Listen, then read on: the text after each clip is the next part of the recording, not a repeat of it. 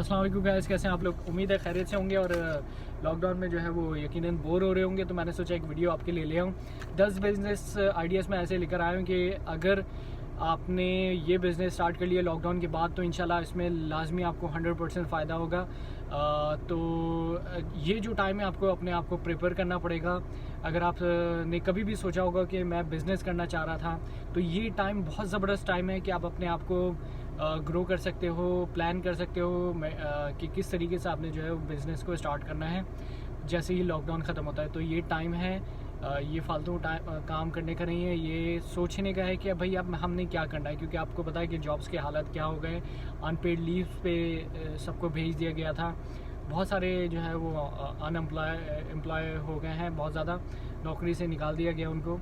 Unemployment बहुत ज़्यादा बढ़ गई है पूरी दुनिया में। तो इससे बेहतर आप अपने बिज़नेस कर लीजिए, तो ये ज़्यादा बेहतर है। तो 10 बिज़नेस आइडियाज़ मैं ऐसे लेकर आया हूँ आपके लिए कि इंशाल्लाह अगर आप इसको स्टार्ट करते हैं लॉकडाउन के बाद, तो इसमें आपको बहुत ज़्यादा फ़ायदा होगा। ये बिज़नेस बहुत ज़्यादा ग्रो करने वाले हैं। तो सबसे पहला जो बिज़नेस है ऑनलाइन शॉपिंग का है। अब जो लोग हैं लॉकडाउन के बाद बहुत ज़्यादा आधी से ज़्यादा आवाम जो है वो बाहर ज़्यादा नहीं जाने लगी है। मॉल्स अब इतने नहीं खुलने लगे हैं, जल्द से जल्द दुकानें तो खुलने लगी है, लेकिन ये कि बहुत ज़्यादा रश नहीं होगा। अब लोग जो है ऑनलाइन प्लेटफॉर्म को ज़्यादा प्रेफर करेंगे, जैसे दराज हो गया, लूट लो हो गया।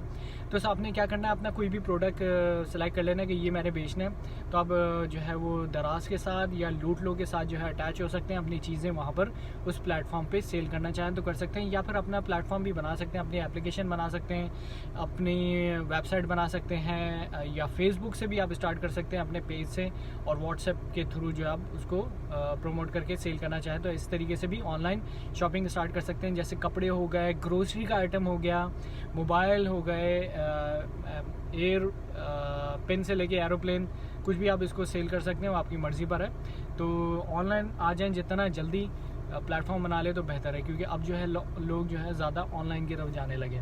दूसरा जो है वो डिलीवरी सर्विस है। डिलीवरी सर्विस हमारे पास फॉर एग्जांपल मुझे कोई चीज़ चाहिए, कहीं से भी किताबें चाहिए फॉर एग्जांपल उर्दू बाज़ार से, तो हमारे पास सिर्फ एक बाइकिया के प्लेटफॉर्म है, इसके अलावा और कोई प्लेटफॉर्म अभी अवेलेबल नहीं है। 22 करोड़ आवाम के पास सिर्फ बाइकिया है, तो बहुत ज़्यादा स्पेस अवेलेबल है इसमें। तो आप डिलीवरी सर्विस का भी काम स्टार्ट कर सकते हैं, क्योंकि लोग अभी भी थोड़े से बाहर फालतू काम के लिए नहीं निकलेंगे।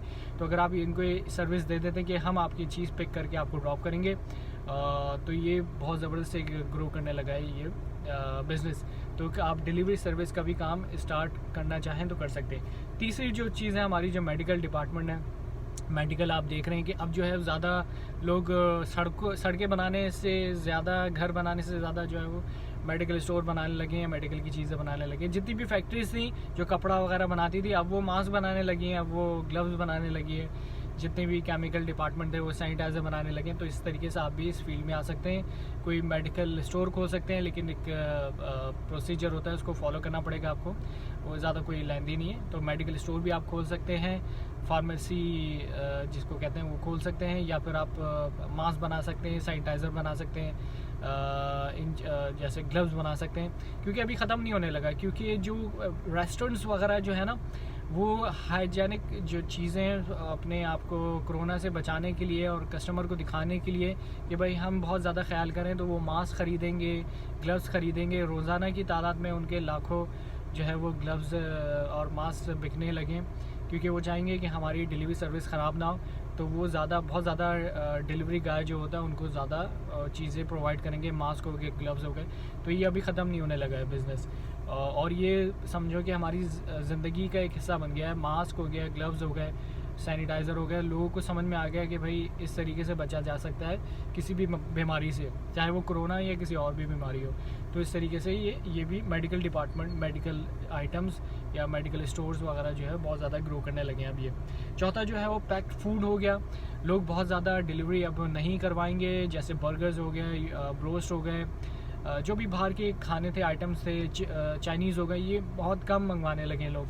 तो लोग अब कोशिश करेंगे कि जो है वो घर पर आ जाए और बनी बनाए पैक्ड में आ जाए। पैक को बिल्कुल से वो जो है वो हिफाजती तौर पे उसको बिल्कुल से पैक किया हुआ और वो आए। होममेड फ्रीज़ जिसको कहते हैं, या हाफ कुक कहते हैं इसको, कि आधा जो है वो पका होता है, सिर्फ आपने निकाल के उसको फ्राई या जो भी बॉयल वगैरह करना होता है। तो ये भी आप जो है वो स्टार्ट कर सकते हो।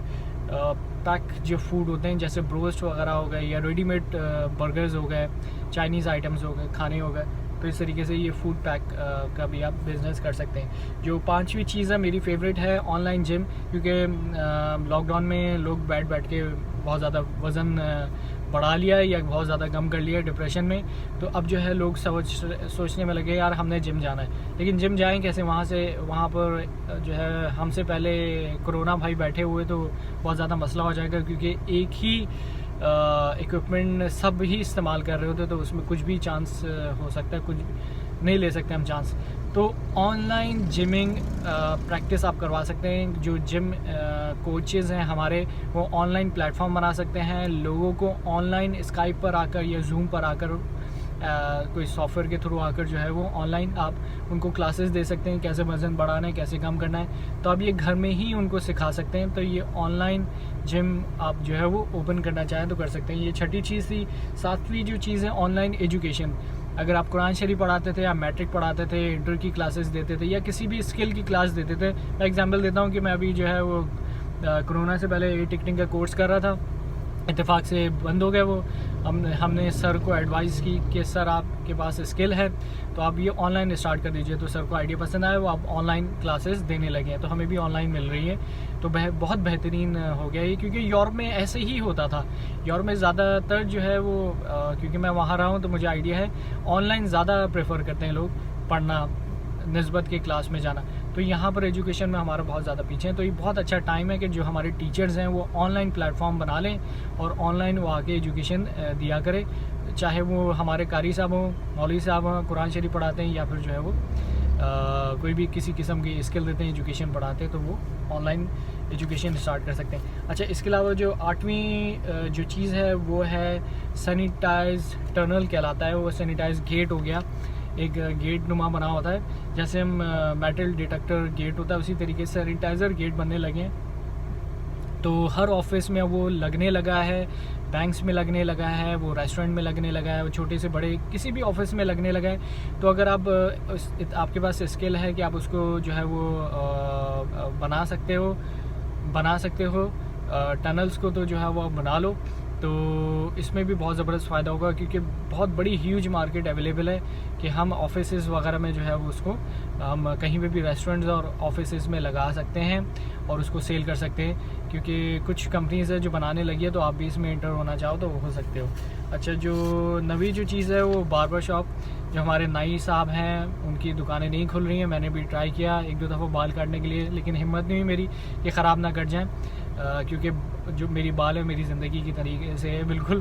तो ये मैंने चांस ले लिया। तो बार्बर जो हमारे नाई हैं उनकी दुकानें ऑलरेडी बंद है, तो वो ऑनलाइन अपना काम, ऑनलाइन क्या मतलब home delivery, home service start कर सकते हैं कि घर पर आएँ, बाल काटे, अपना इक्विपमेंट लेकर आएँ, वो साफ़ इक्विपमेंट लेकर आएँ, सैनिटाइज़ करें सामने से सामने उसको, जो है वो प्रॉपर आप सैनिटाइज़ करें आकर, नाई से बोल रहा हूँ मैं, और उसको जो है होम सर्विस आप दे सकते हैं। अच्छा, क्लीनर का सामान लेकर आएँ, जो बाल गिरेंगे उसको क्लीन करें और चले जाएं।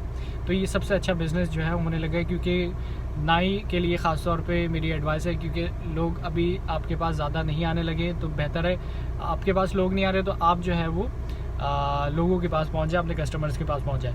अच्छा, जो 10वीं जो चीज़ है ना सबसे इम्पॉर्टेंट है, इन सब के लिए एक प्लेटफॉर्म चाहिए होगा, सबको सॉफ्टवेयर चाहिए होगा, एप्लीकेशन चाहिए होगी, या कोई भी किसी किस्म का जो है वो कंप्यूटर का प्लेटफॉर्म चाहिए होगा।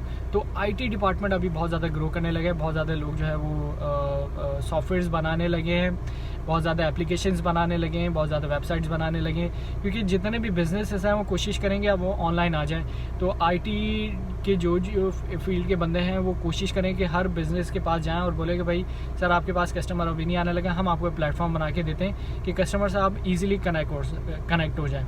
तो ये बहुत ज़बरदस्त ग्रो करने लगा आईटी के डिपार्टमेंट। तो 10 ये बिज़नेस है, इसमें किसी में भी आप इंटर हो जाएं, आपके पास भी कोई आइडिया है तो इस पर इम्प्लीमेंट कीजिए, बैठे मत रहिए, क्योंकि ये कोरोना ठीक है, ये हमारे लिए एक बुरी चीज़ हुई कि हम घर में बंद हो गए, लेकिन इसमें बहुत ज़्यादा हमें फ़ायदा भी मिला है और इसमें हम अपने आप को ग्रो भी कर सकते हैं। सोचने का टाइम हमको मिल गया कि हम कहाँ जा रहे हैं, क्या कर रहे हैं। कि जो जॉब करने वाले हैं वो आपके सामने की क्या हालत हो गई उनकी, तो आप अभी सोच सकते हैं कि भाई हमने जो है वो अब जॉब नहीं करनी, हमने आगे बढ़ना है और जो है वो अपना बिज़नेस स्टार्ट करना है। ठीक है, कि हर मुश्किल में आसानी है, तो आप जो है वो इसको पॉजिटिव लीजिए और अपने आप को तैयार कीजिए कि लॉकडाउन के बाद मैंने जो है वो बाउंस बैक करना है और कुछ ना कुछ ऐसा स्टार्ट करना है कि अब अगर अल्लाह न करे आपको ऐसा कोई हादसा होता है, ऐसी कोई वबा आती है, तो आपको कोई फ़र्क ना पड़े।